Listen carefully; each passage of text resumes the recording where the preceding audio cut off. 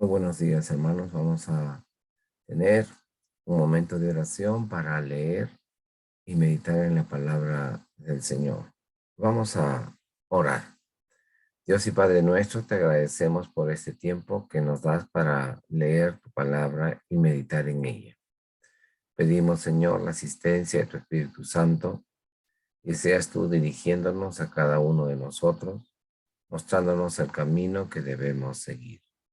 Padre, pedimos que tu palabra nos muestre tu voluntad gloriosa y poderosa para nuestras vidas. Ayúdanos, oh Señor, que nuestra meditación sea grata delante de ti. Te lo pedimos por Jesucristo nuestro Señor. Amén. Hermanos, quisiera invitarles a abrir sus Biblias para dar la lectura en el libro de Daniel, en el capítulo número 12, y vamos a leer del versículo número 1 al versículo número 4. Y luego leeremos en Mateo capítulo 24 del versículo 15 al versículo 28 y dice así, Daniel 12, 1 al 4. En aquel tiempo se levantará Miguel, el gran príncipe que está de parte de los hijos de tu pueblo, y será tiempo de angustia, cual nunca fue desde que hubo gente hasta entonces. Pero en aquel tiempo será libertado tu pueblo, todos los que se hallen escritos en el libro. Y muchos de los que duermen en el polvo de la tierra serán despertados, unos para vida eterna y otros para vergüenza y confusión perpetua. Los entendidos resplandecerán como el resplandor del firmamento, y los que enseñan la justicia a la multitud, como las estrellas a perpetua eternidad. Pero tú, Daniel, cierra las palabras y cierra el libro hasta el tiempo del fin. Muchos correrán de aquí para allá y la ciencia se aumentará. Y pasando al Nuevo Testamento, en el libro de Mateo capítulo 24, versículo 15 al 28, leemos. Por tanto, cuando veáis en el lugar santo la abominación desoladora de que habló el profeta Daniel, el que le entienda, entonces los que estén en Judea huyan a los montes. El que esté en la azotea no descienda para tomar algo de su casa, y el que esté en el campo no vuelva atrás para tomar su capa. Mas ay de las que estén encintas y de las que críen en aquellos días. Orad pues por vuestra huida, que vuestra huida no sea en invierno ni en día de reposo, porque habrá entonces gran tribulación, cual no ha habido desde el principio de este mundo hasta ahora, ni lo habrá. Y si aquellos días no fuesen acortados, nadie sería salvo, mas por causa de los escogidos, aquellos días serán acortados. Entonces, si alguno os dijere, mirad, aquí está el Cristo, o mirad, allí está, no lo creáis, porque se levantarán falsos cristos y falsos profetas y harán grandes señales y prodigios de tal manera que engañarán si fuere posible aún a los escogidos. Yo os lo he dicho antes. Así que si os dijere, mirad, está en el desierto, no salgáis. O mirad, está en los aposentos, no lo creáis. Porque como el relámpago que sale del oriente y se muestra hasta el occidente, así será también la venida del Hijo del Hombre. Porque donde quiera que estuviera el cuerpo muerto, allí se juntarán las águilas. Amén. Esta es la palabra del Señor, hermanos. Venimos reflexionando varios meses en el libro del profeta Daniel y como ya dijimos hace unos domingos, entramos a la parte final de este libro. Y como recordamos, el libro tiene dos partes, una primera referida del 1 al 6, que muestra la vida de Daniel, pero se enfatiza el hecho de la soberanía de Dios, quien tiene propósito al crear y al dirigir la historia de la humanidad, y en particular su pueblo, cuya atención está allí y cuya revelación de la palabra de Dios nos la alcanza y nos da a conocer. Y segundo, del capítulo 7 al versículo 12, que estamos ya iniciando el término de este libro, podemos ver cómo esa soberanía de Dios, cómo esa manifestación de que Dios tiene el control de todo, sean reyes, sean personas de manera individual, también podemos ver que hay realidades espirituales. Y en esas realidades espirituales, Dios permite que su pueblo participe de esa bendición. Y esa realidad de conocer a Dios, esa realidad de amar a Dios, esa realidad de vivir en relación con Dios, es una bendición grandemente significativa que marca la orientación trascendente de la vida del creyente. Y hemos visto, recuerdan ustedes, en el capítulo número 9, desde el capítulo número 9, cuando Daniel recibe la visión de las 70 semanas, él está en un momento, un tiempo de oración. Entonces, esa oración de Daniel también está dirigida para rogar a Dios que oriente, guíe a su pueblo y lo sostenga, porque los momentos que le toca vivir al pueblo de Dios en este exilio son difíciles, como los tiempos que nos toca vivir a nosotros también son difíciles. Y los tiempos que le toca vivir a la humanidad por la desobediencia ante Dios desde el huerto del Edén son tiempos difíciles. La manifestación del pecado del hombre contra el hombre, la manifestación del pecado, el hombre destruir a su prójimo, etcétera, etcétera, etcétera, crea condiciones de vida cada vez dramáticamente más fuertes en unos que con respecto a otros, pero sigue esa manifestación de pecado. Y eso es lo que nosotros veíamos, la oración de Daniel. Él oraba a Dios porque Dios obre, porque Dios le muestre, porque Dios le guíe, le dirija. Y nosotros también estamos entendiendo y aprendiendo que finalmente como iglesia de Jesucristo, nosotros debemos orar siempre. Y esa obra santificadora de la providencia del Señor va forjando nuestro carácter en términos de Dios y su realidad. No podemos vivir al margen de Dios. El Hijo de Dios vive siendo consciente de la realidad de Dios. Y veíamos en el capítulo 11 cómo Dios nos explica que los hechos que ocurren en el mundo no son al azar y a la deriva, no. Hay un propósito de Dios, hay una intencionalidad de Dios, hay una voluntad soberana de Dios. Entonces eso es muy importante considerar precisamente en el libro de Daniel, tal cual lo referimos en esa experiencia de lucha, de dificultades que tiene el creyente, como lo dice Pablo en el libro de Efesios, en el capítulo número 6, el versículo número 12, que a la letra dice: porque no tenemos lucha contra sangre y carne, sino contra principados, contra potestades, contra los gobernadores de las tinieblas de este siglo, contra huestes espirituales de maldad en la religión, en las regiones celestes.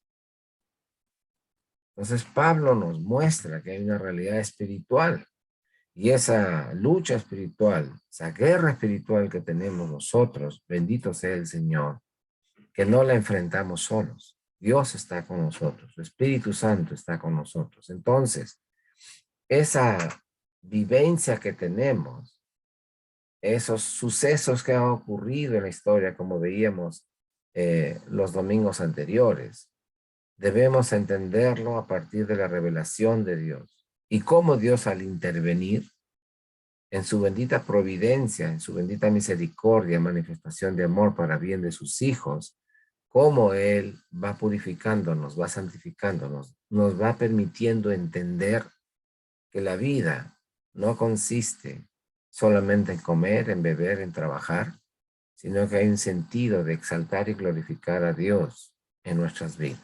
Tal como el catecismo, pregunta número 1 lo dice, ¿no? ¿Cuál es el fin principal del hombre? El fin principal del hombre es glorificar a Dios y gozar de Él para siempre. Sus hijos, su pueblo, su iglesia, buscamos hacer eso. Entonces, el día de hoy que vamos a empezar el capítulo 12, va a ser en realidad una introducción para el capítulo número 12, trabajando la primera parte. Yo quisiera que podamos ver precisamente los versículos 1 al 4 que hemos dado lectura del capítulo número 12. Si usted puede ver el capítulo número 12, el capítulo número 12 tiene varios versículos y va hasta el 13. No vamos a tocar todos ellos porque hay amplitud y profundidad en esta porción de la Escritura y tenemos que considerarlo de esta manera fraccionada. Dios tiene propósitos para nuestra vida, ¿no es cierto? Usted lo sabe, usted los conoce. Podemos tener en mente el sentido de nuestra vida. Y Dios nos va mostrando, y Dios nos va guiando en este diario vivir. Hay cosas que no entendemos, hay cosas que no entendemos.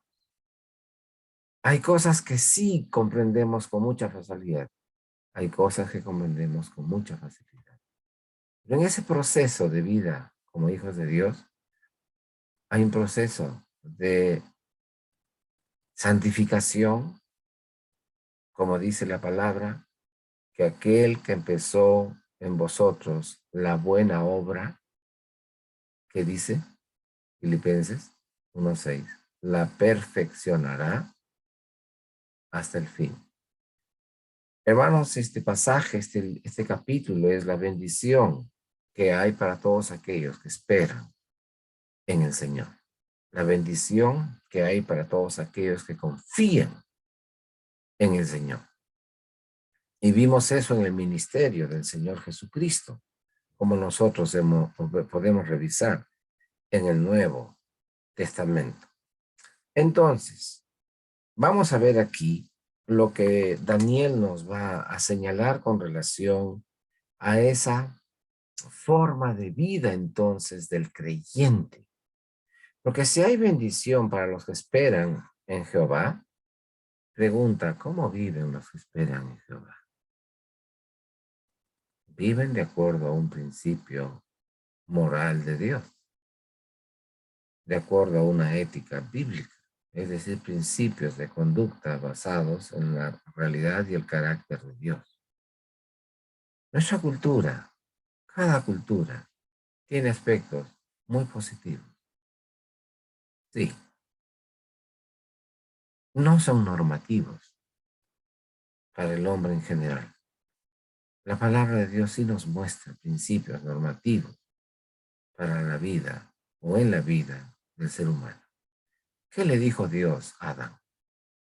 De todo árbol del huerto, o fruto, perdón, del árbol del huerto podrás comer.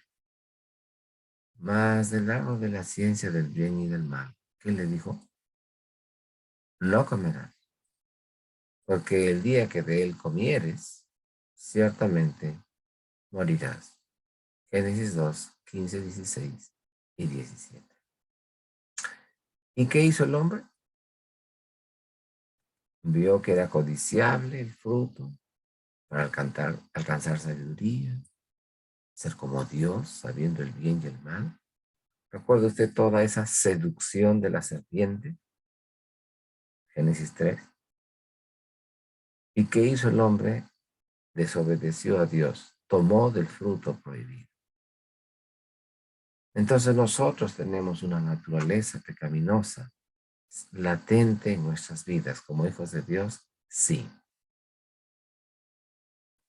Sin embargo, como hijos de Dios tenemos la experiencia de que Dios ha obrado en nosotros y nos ha hecho nuevas criaturas. El pecado nos enseñorea ya de nosotros. No. Está manifiesto, sí, pero no nos controla. Y eso es algo importantísimo. ¿Cuál es ese estilo de vida que la iglesia del Señor debe llevar o el Hijo de Dios debe manifestar en los tiempos finales? Y no quiero entrar en el detalle de los tiempos finales, pero en la palabra de Dios muestra que desde la resurrección del Señor Jesucristo y su ascensión, el Señor ascendió a los cielos hasta que Él retorne otra vez. Todo ese periodo son los tiempos finales, ¿sí? Entonces, será el año 2000 que vendrá Dios, el fin del mundo. Nadie sabe el día ni la hora. Pero nos encontramos en ese momento, en ese tiempo. Tal vez para los que quieran ser más específicos en ese periodo. ¿Y cuál es la instrucción del Señor? Veamos, Daniel 12. En aquel tiempo se levantará Miguel, el gran príncipe que está de parte de los hijos de tu pueblo. Y será tiempo de angustia, cual nunca fue desde que hubo gente hasta entonces. Pero en aquel tiempo será libertado tu pueblo, todos los que se hallen escritos en el libro. ¿Qué nos quiere decir este primer versículo? Si hay propósitos de Dios, si hay un sentido para esos hijos de tu pueblo, para ese pueblo de Dios, ¿cómo debe vivir ese pueblo de Dios? Hemos visto en Daniel orar al Señor y ora con mucha frecuencia. Pone a riesgo su vida porque lo ven orar, sigue orando. Está en el foso de los leones y no le pasó absolutamente nada. Esos instigadores y esos hombres que estaban cerca del rey fueron arrojados con sus hijos, con sus familias, para ser devorados por las fieras. Y Daniel fue vindicado. Son momentos duros y difíciles que nos toca vivir, sí. Lo enfrentamos con Dios o lo enfrentamos sin Dios. En otras palabras, nuestra mente sigue siendo permeada, cambiada, transformada por la palabra de Dios, o nos quedamos con nuestra cultura, con nuestras tradiciones, con lo que el mundo dice, con lo que fulano dice, Mengano dice, Perencejo dice, la alta escuela, la escuela de sí, todo el mundo opina. ¿Y dónde está la palabra de Dios? Es interesante ver esto, porque Daniel lo señala de una manera tal que nos muestra en el capítulo 12 que el hombre, el Hijo de Dios, ese pueblo de Dios, es un pueblo transformado, es un pueblo cambiado, es un pueblo que entiende que su vida está orientada para Dios. Y esa vida que está orientada para Dios, esa vida tiene esperanza en Él. Entonces yo quisiera llamar vuestra atención a estos versículos 1 al 4. Y entonces es bueno tener presente lo que dice acá el versículo 1. Ya lo leímos. En aquel tiempo se levantará Miguel, el gran príncipe que está de parte de los hijos de tu pueblo, que está de parte de los hijos de tu pueblo. Y será tiempo de angustia. La experiencia del pueblo de Dios es una experiencia dura, difícil. Esos hijos de tu pueblo, la iglesia. Y mire lo que dice aquí. Será tiempo de angustia cual nunca fue desde que hubo gente hasta entonces. Hermanos, quiere decir que es una experiencia dramática. ¿Has visto lo que dice aquí? Cual nunca fue desde que hubo gente hasta entonces. ¿Se acuerda del diluvio? ¿Por qué ocurrió el diluvio? Porque la maldad era grande de los hombres, dice la palabra. Pero acá en Daniel, en el Antiguo Testamento, mensaje profético del Antiguo Testamento, está hablando acerca de las cosas finales, de los últimos tiempos, cuando el Señor Jesús venga otra vez por su iglesia, que será tiempo de angustia, cual nunca fue desde que hubo gente hasta entonces. Pero en aquel tiempo será libertado tu pueblo, todos los que se hallen escritos en el libro. ¿Hay una situación crítica? Sí. ¿Hay una situación difícil? Sí. Sin embargo, hay una salvedad. Mas aquellos que se hallen escritos en el libro serán liberados. ¿Cómo?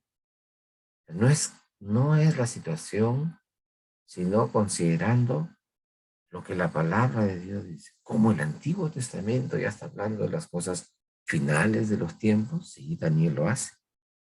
A ver, veamos entonces. Es importante ver aquí. Dios, a través de Daniel, menciona a Miguel. Se levantará el arcángel. Es como si fuera Dios. A ver, ¿qué más dice aquí? Verdaderamente, cuando uno revisa la escritura, nos muestra el cuidado, la protección que Dios tiene a lo largo de la escritura a favor de su pueblo. Y pasa el tiempo y pasan las experiencias y Dios sigue cuidando a este pueblo. Entonces, un símbolo, una manifestación de cómo Dios cuida a su pueblo. Nosotros podemos ver a lo largo de la historia bíblica y de la historia de la humanidad cómo el Señor ha cuidado a su pueblo. ¿Recuerda el Éxodo? ¿Recuerda cómo fue el Éxodo? Salió un pueblo, llegó un pueblo. Ah, pero toda la gente mayor de 20 años perecieron. Y de los varones mayores de 20 años, solamente 2 menciona la Biblia que llegaron al final de la tierra prometida. ¿Recuerda quiénes fueron? Josué y Caleb. De más de 600,000 hombres. Eso nos hace pensar y poner mucha atención. ¿Cómo debemos vivir entonces? Nuestra ética, ¿cuál debe ser? Situacional. Es que depende de la situación, se nos dice, ¿no? Una ética situacional. Lo que es bueno aquí es malo allá, lo que es malo allá es bueno aquí. ¿Cuál es el problema? ¿Cómo? La palabra de Dios nos habla en términos situacionales. Lo voy a decir de esta manera, pero espero que no sea tergiversado. Escuché una vez que se refirió a una persona que había visto, um, que había visto a alguien perder dinero. Y esta persona guardó silencio. El dueño, el propietario, avanzó, se fue. Y esta persona tomó ese dinero. ¿Y qué dijo? Mi bendición. ¿Qué piensa usted? Él no lo ha robado. ¿Para qué es descuidado el otro? Pues porque no tiene cuidado. ¿Qué piensa?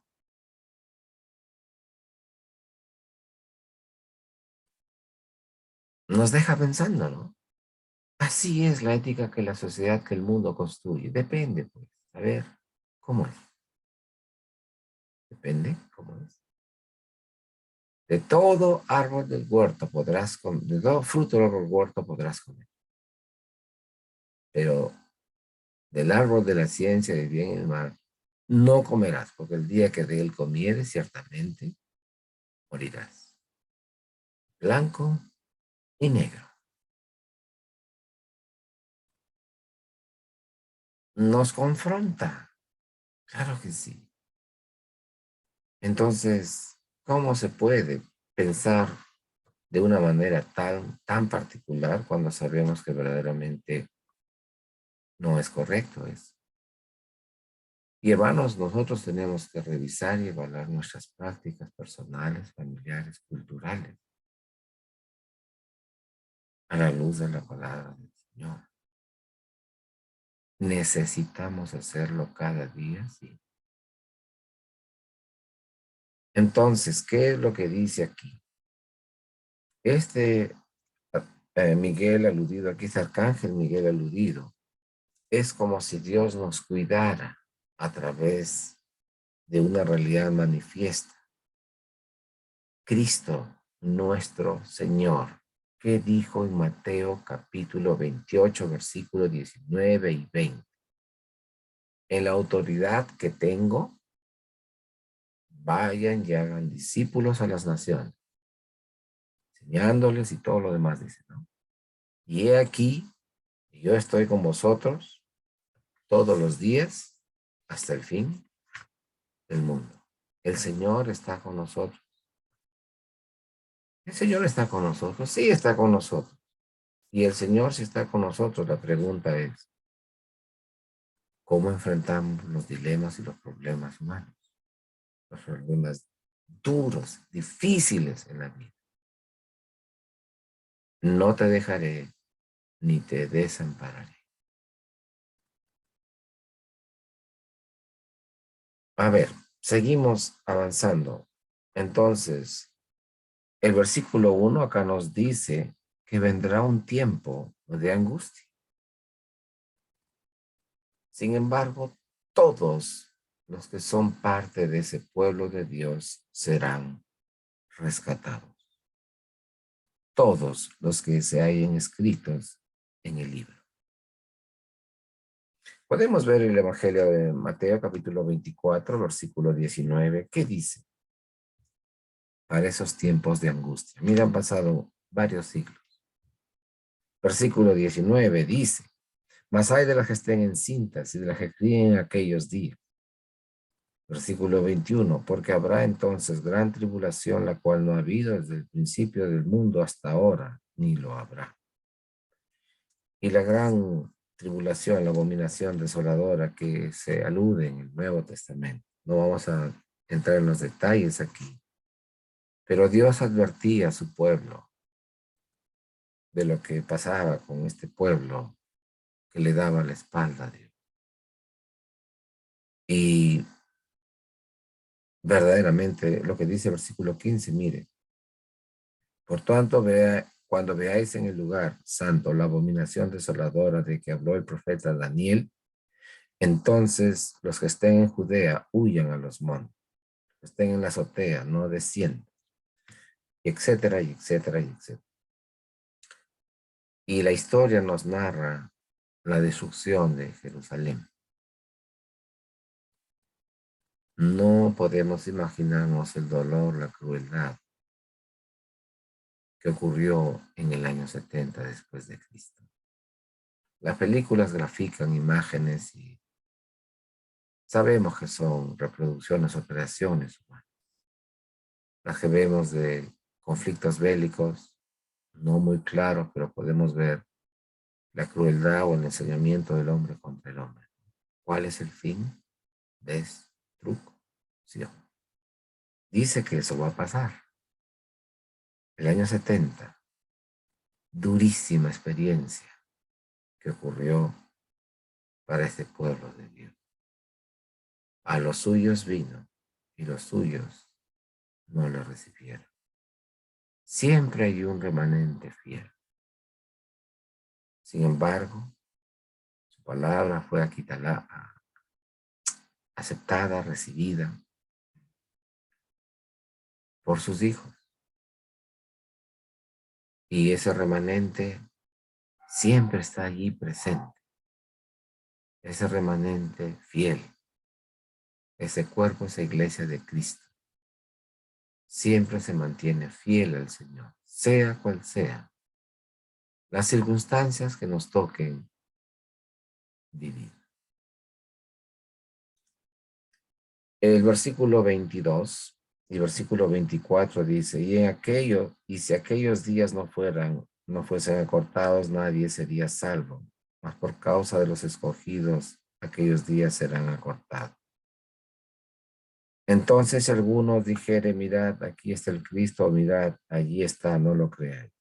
Porque se levantarán falsos cristos y falsos profetas y harán grandes señales y prodigios de tal manera que engañarán, si fuere posible, aún a los escogidos.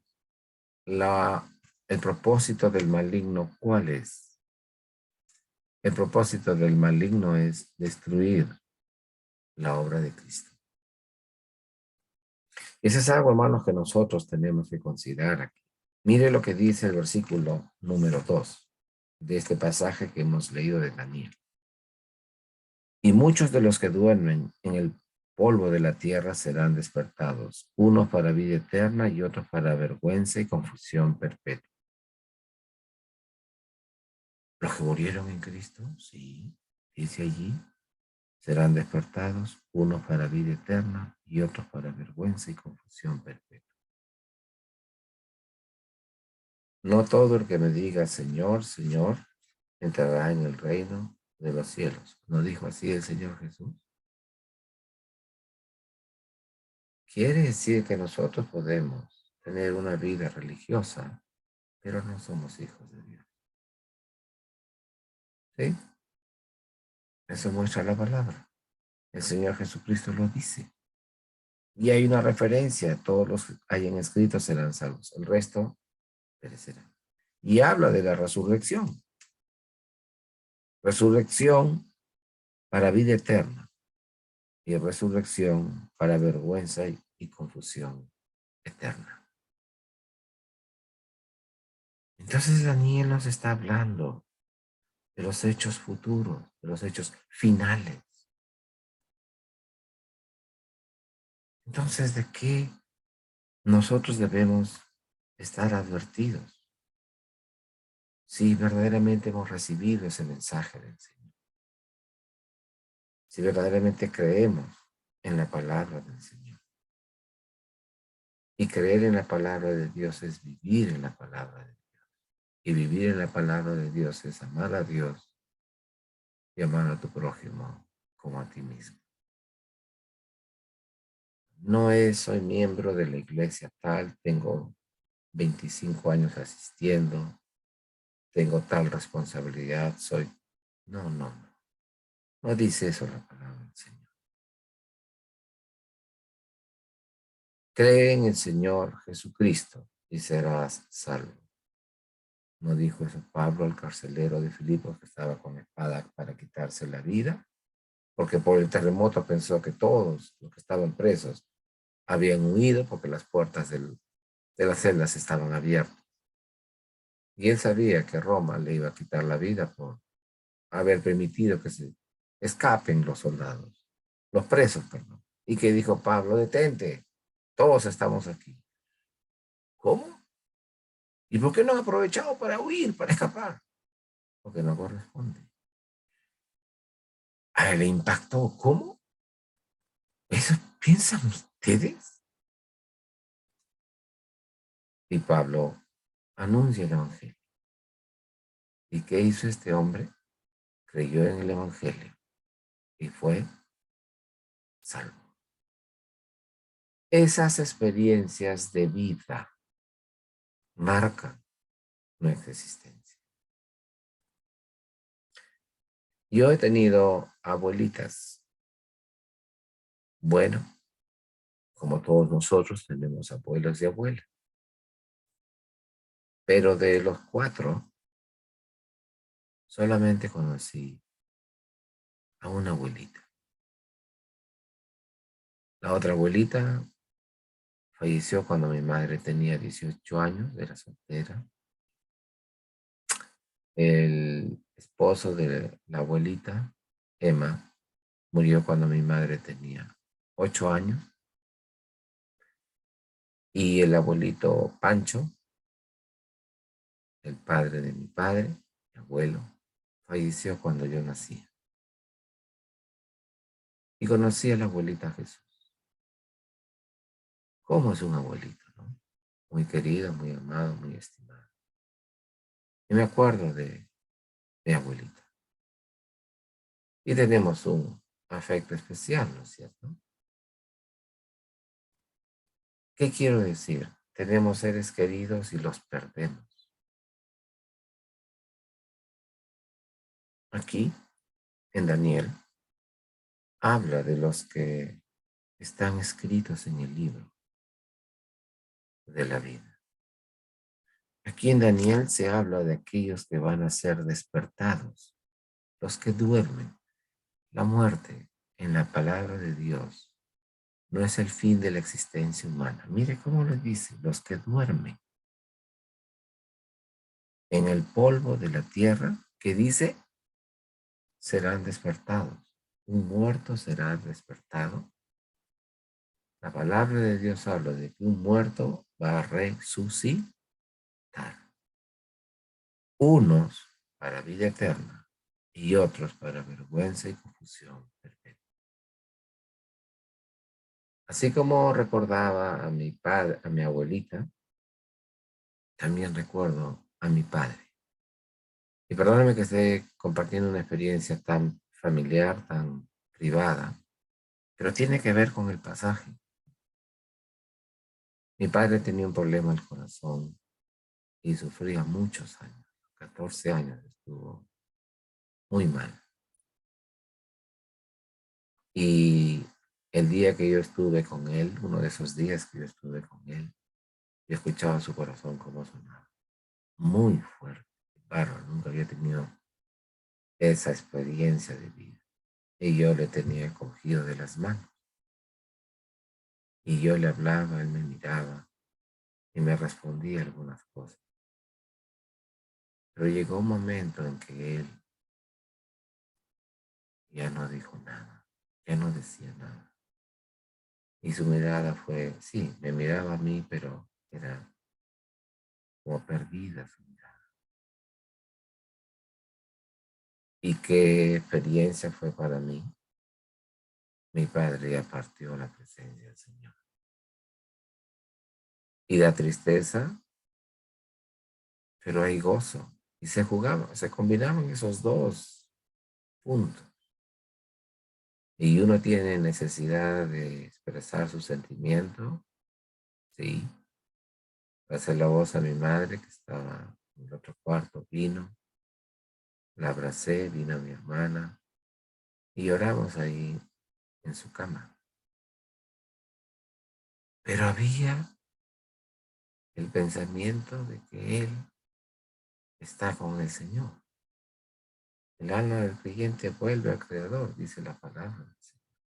Y ahí voy, mire, si nosotros, seres humanos, cristianos, dejamos que nuestros sentimientos en todo orden de acciones humanas nos dirijan, hemos fracasado. ¿El Señor Jesús lloró ante la tumba de Lázaro? Claro que sí. Muestra su completa humanidad, sensible a la realidad de la pérdida de un ser querido. ¿Pero el Señor Jesús se quedó allí? No. ¿Qué dijo el Señor? Para mostrar su propósito glorioso de haber venido Él a este mundo y mostrar quién era Él, le dijo, Lázaro, sal fuera. Señor, ya apesta, está descompuesto. ¿Se acuerda que eso le dijeron para que no fuera ya? Porque ya había muerto, ya no vayas. ¿Y qué pasó? Lázaro salió. Hermanos, tenemos esas experiencias de vida. Y si dejamos que nuestros sentimientos controlen nuestra vida, el peligro es inminente. Y el error está a la vuelta de la esquina. El Señor Jesús lloró ante la tumba de Lázaro. 100% Dios, 100% hombre. Su humanidad afloró allí. Se quedó allí, ¿no? Mostró para qué había venido Él a este mundo.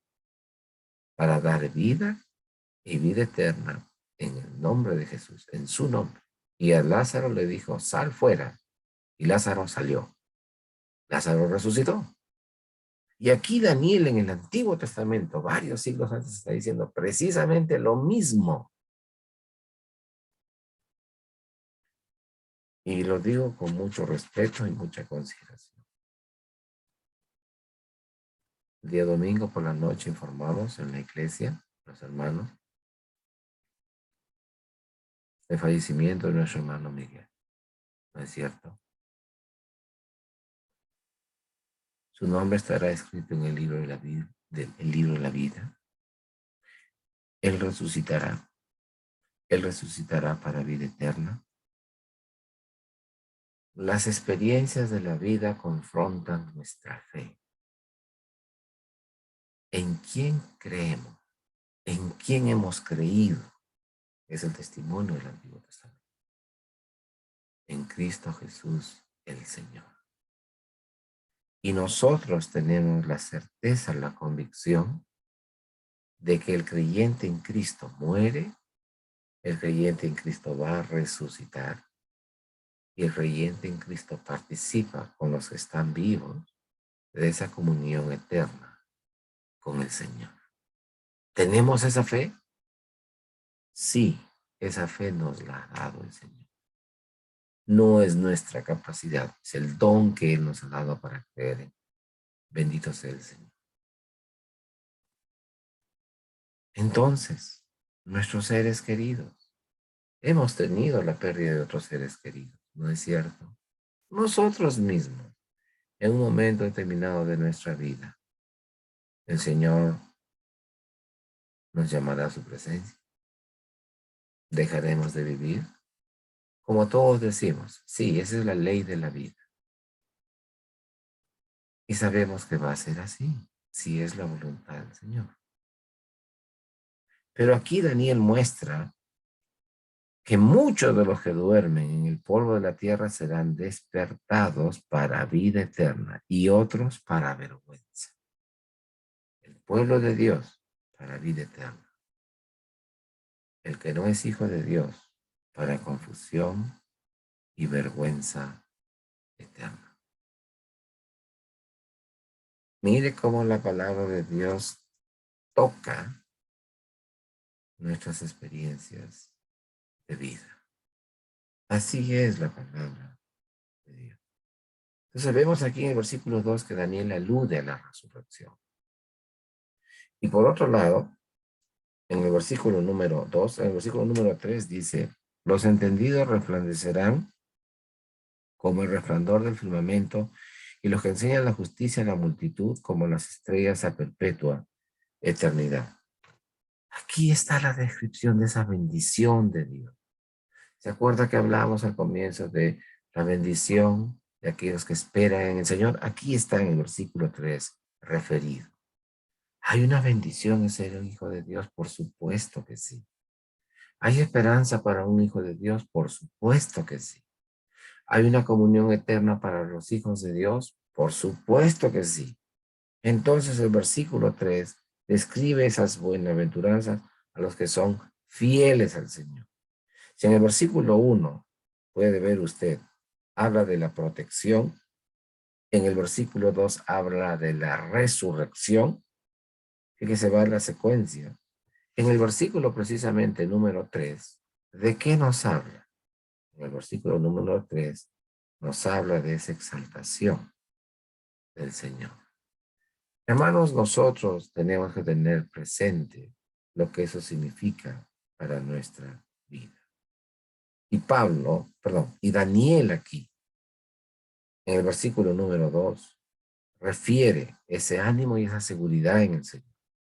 Por otro lado, en el versículo número 3, nos muestra que justamente nosotros vamos a participar, el Hijo de Dios va a participar de esa manifestación gloriosa del Señor. Nos protege, nos resucita y nos glorifica. Puede abrir su Biblia en Romanos capítulo 8, que es un pasaje que tiene que ver mucho con realidades de fe de la vida del creyente, estas en particular. Romanos 8, versículo 28 y 29, que dice, y sabemos que los que a Dios aman, todas las cosas les ayudan a bien. Esto es a los que conforme a su propósito son llamados, porque a los que antes conoció, también los predestinó, para que fuesen hechos conformes a la imagen de su Hijo, para que Él sea el primogénito entre muchos hermanos. Y a los que predestinó, a estos también llamó. Y a los que llamó, a estos también justificó. Y a los que justificó, a estos también glorificó. El Señor nos glorificará en Cristo. Bendito sea Él.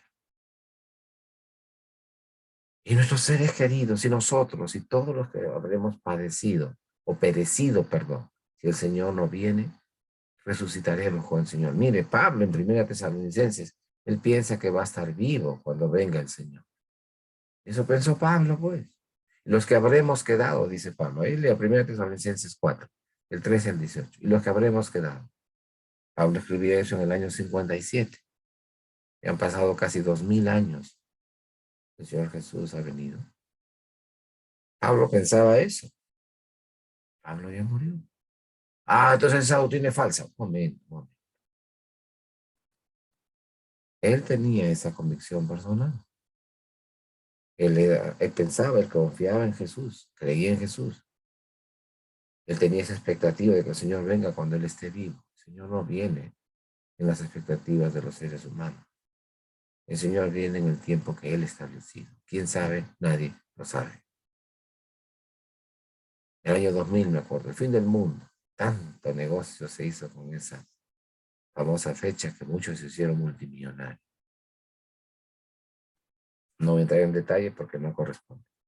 Pero mire, aquí habla de la palabra de Dios, de dar ánimo frente a la resurrección, de participar de ese triple estímulo, motivación, protección, resurrección, glorificación. Y en el versículo número 4, lo que Daniel dice aquí es que Dios está pendiente de nosotros. Pero tú, Daniel, cierra las palabras y sella el libro hasta el tiempo del fin. Muchos correrán de aquí para allá y la ciencia aumentará. La Escritura tiene una enseñanza clara para los hijos de Dios y esos hijos de Dios viven en esa expectativa con el Señor. El próximo domingo vamos a continuar revisando algunas cosas más que son propias de este pasaje, pero pensemos en esto. ¿En quién creemos? ¿En quién tenemos vida? ¿En quién tenemos esperanza? ¿En quién viviremos? En esa comunión perfecta por siempre jamás. Vamos a orar. Te damos gracias, Señor, por tu palabra, por este tiempo que tú nos has dado. Ayúdanos, Señor, para considerar, reflexionar lo que tu palabra significa para nosotros, la implicancia en cada una de nuestras vidas. Te damos gracias, oh Dios, porque tu palabra es la verdad. Y gracias por hacernos partícipes de conocer esa verdad. Señor, te alabamos y te bendecimos, porque la esperanza que tenemos en Jesucristo es una esperanza gloriosa y eterna. Nosotros creemos en Cristo Jesús. Nosotros esperamos cielos nuevos y tierras nuevas en Cristo Jesús. Nosotros esperamos que el Señor Jesucristo vuelva otra vez por su iglesia. Así como Pablo esperaba, así también nosotros esperamos, Señor, porque no sabemos cuándo tú vendrás, pero tenemos esa convicción de vida. El Señor Jesús viene otra vez por su iglesia. Ayúdanos a serte fieles. Ayúdanos a perseverar hasta el fin. Ayúdanos, oh Señor, a entender los tiempos y los momentos que nos tocan vivir a partir de la verdad de tu palabra. Ayúdanos, oh Señor, a confiar en que tu providencia es santificadora, purificadora, Señor. Nos limpia en ese diario vivir, nuestra forma de pensar va siendo cambiada, transformada, porque entendemos tu palabra aplicada para nuestras vidas. Ayúdanos, oh Señor, a cada uno de nosotros a vivir en esa novedad de vida basada en el Evangelio y a esperar la venida de nuestro Salvador. No sabemos cuándo será. Pedirte y suplicarte tu ayuda y tu dirección para hacerte fieles hasta el fin. Gracias te damos por la esperanza gloriosa que tenemos en Cristo Jesús, nuestro Salvador, en cuyo nombre oramos así. Amén. Amén. Muchas gracias, hermanos. Que el Señor les bendiga.